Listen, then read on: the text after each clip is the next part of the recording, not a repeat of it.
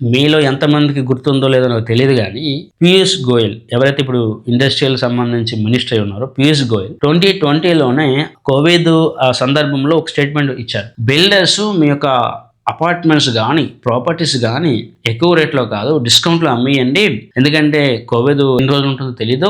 మీ యొక్క అసెట్స్ మీద ఎక్కువగా లాభాలు ఎక్స్‌పెక్ట్ చేయకండి. తక్కువలో అమ్మేయండి అని చెప్పి ఒక సలహా అయితే ఇచ్చేసాడు. ఆ వీడియో కూడా మీరు చూడొచ్చు. 2020 తర్వాత ఏ బిల్డర్ అండి డిస్కౌంట్‌లో అమ్మాడు? అంటే 2020 తర్వాత రేట్లు పెరిగాయా? పడ్డాయా? ఒక ఇంపార్టెంట్ రోల్‌లో ఉన్న పర్సన్ యొక్క స్టేట్మెంట్ ఎలా ఉంది?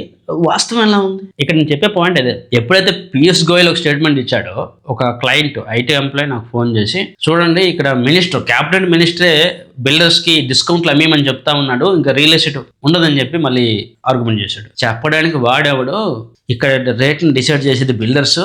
బిల్డర్స్ సిండికేట్ అవుతారు, రేట్లు తగ్గించరు అని చెప్పి నేను చెప్పాను. ఇక్కడ నేను బిల్డర్‌కి ప్రోవా లేకపోతే యాంటీ అని మాట్లాడట్లేదు. వాస్తవాల గురించి మాట్లాడుతా ఉన్నాను. రియల్ టైమ్ థింగ్స్‌ని అర్థం చేసుకోమని చెప్తా ఉన్నాను. ఒక ఎమోషన్స్‌తోని, గట్ ఫీలింగ్‌తోని, హేట్‌తోని, ఎమోషన్ వీక్‌నెస్‌తోని మనం డెసిషన్ తీసుకోకూడదు, అనాలిసిస్ చేయకూడదు. వాస్తవం అర్థం చేసుకోవాలి. అది నేను రిపీటెడ్‌గా చెప్తా ఉన్నాను.